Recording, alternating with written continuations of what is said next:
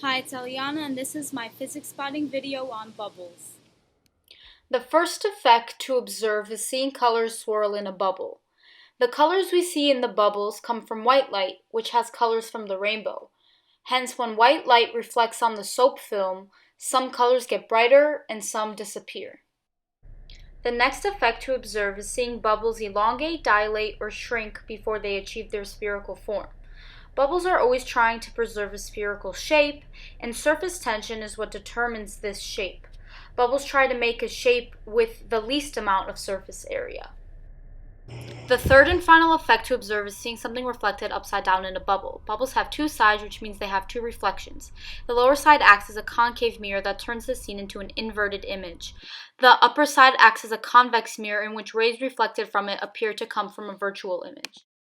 Here's a much better example of seeing something reflected upside down in a bubble. From the photograph, you can see that the Chicago bean is reflected upside down on the lower half of the bubble.